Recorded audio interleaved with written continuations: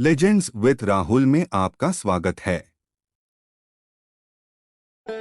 आज के हमारे लेजेंड्स है गुरुदत्त। 9 अक्टूबर उनकी पुण्यतिथि पर विशेष।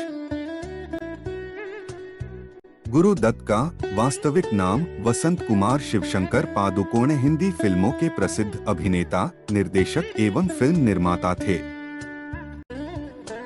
उन्होंने 50 और 60 के दशक में कई उत्कृष्ट फिल्में बनाई, जैसे प्यासा, कागज के फूल, साहिब बीबी और गुलाम और 14वीं का चांद। गुरुदत्त की प्यासा और कागज के फूल को टाइम पत्रिका के 100 सर्वश्रेष्ठ फिल्मों की सूची में शामिल किया गया है और साइट एंड साउंड आलोचकों और निर्देशकों के सर्वेक्षण द्वारा दत्त खुद भी सबसे बड़े फिल्म निर्देशकों की सूची में शामिल हैं। उन्हें कभी कभी भारत का ऑर्सन वेल्स भी कहा जाता है।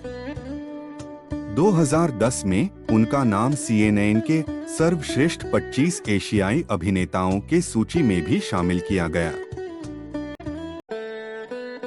गुरुदत्त 1950 दशक के लोकप्रिय सिनेमा के प्रसंग में काव्यात्मक और कलात्मक फिल्मों के व्यावसायिक चलन को विकसित करने के लिए प्रसिद्ध हैं।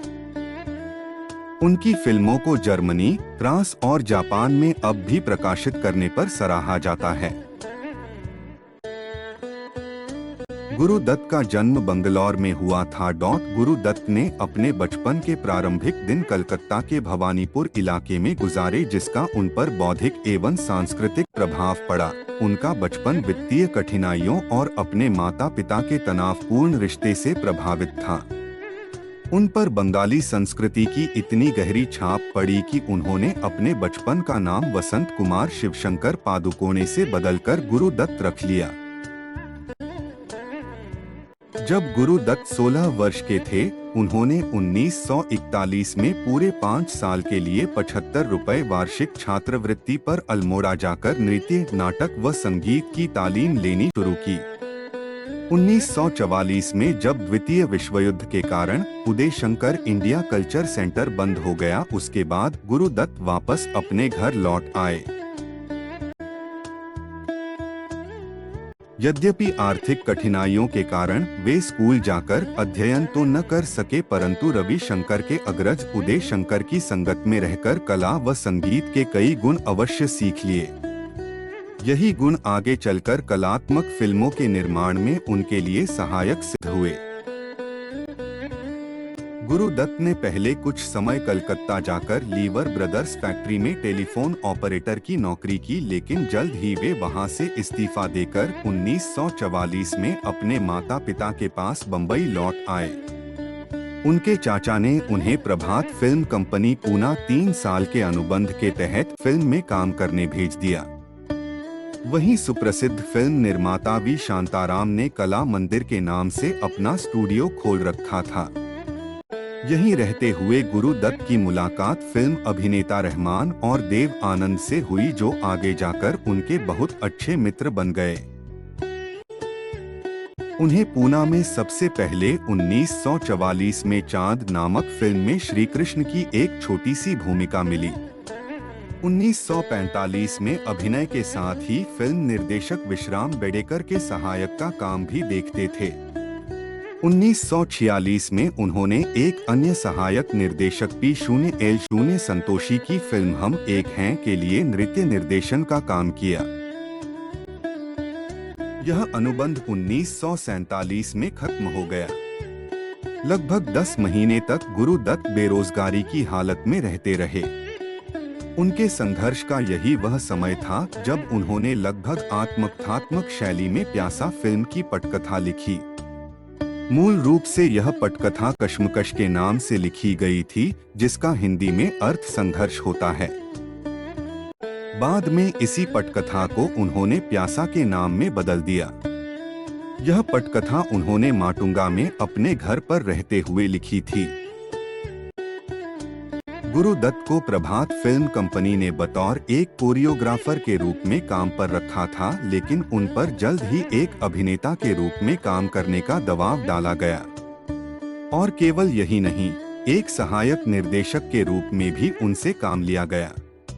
प्रभात में काम करते हुए उन्होंने देव आनंद और रहमान से अपने संबंध बना लिए, जो दोनों ही आगे चलकर अच्छे सितारों के रूप में मशहूर हुए। उन दोनों की दोस्ती ने गुरुदत्त को फिल्मी दुनिया में अपनी जगह बनाने में काफी मदद की। बम्बई में ही उन्हें देव आनंद की पहली फिल्म के लिए निर्देशक के रूप में काम करने की पेशकश की गई। देव आनंद ने उन्हें अपनी नई कंपनी नवकेतन में एक निर्देशक के रूप में अवसर दिया था, किंतु दुर्भाग्य से यह फिल्म फ्लॉप हो गई। इस प्रकार गुरुदत्त द्वारा निर्देशित पहली फिल्म थी नवकेतन के बैनर तले बनी बाजी, जो 1951 में प्रदर्शित हुई। गुरुदत्त की प्रमुख फिल्में सुहागन भरोसा साहिब बीबी और गुलाम 14वीं का चांद, काला बाजार, कागज के फूल, प्यासा, मिस्टर एंड मिसेस 55, आर पार, हम एक हैं। गुरुदत्त की बतौर लेखक फिल्म जान। गुरुदत्त की बतौर निर्देशक फिल्मीन बाजी, जालबाज, मिस्टर एंड मिसेस 55, प्यासा, कागज के फूल। गुरुदत्त की मृत्यु 10 अक्टूबर 1964 की सुबह को गुरुदत्त पेढ़र रोड बॉम्बे में अपने बेडरूम में मृत पाए गए। ऐसा कहा जाता है कि उन्होंने पहले खूब शराब पी, उसके बाद ढेर सारी नींद की गोलियां खा ली। यही दुर्घटना उनकी मौत का कारण बनी। इससे पूर्व भी उन्होंने 2 बार आत्महत्या का प्रयास किया था। आखिरकार तीसरे प्रयास ने उनकी जान ले ली। गुरुदत्त को मिले पुरस्कार। गुरुदत्त की फिल्म प्यासा को टाइम मैगजीन ने विश्व की 100 सर्वकालीन सर्वश्रेष्ठ फिल्मों में स्थान दिया। 2002 में साइट और साउंड के क्रिटिक्स और डायरेक्टर्स के पोल में गुरुदत्त की 2 फिल्मों प्यासा और कागज के फूल को सर्वकालिक 160 महानतम फिल्मों में चुना गया।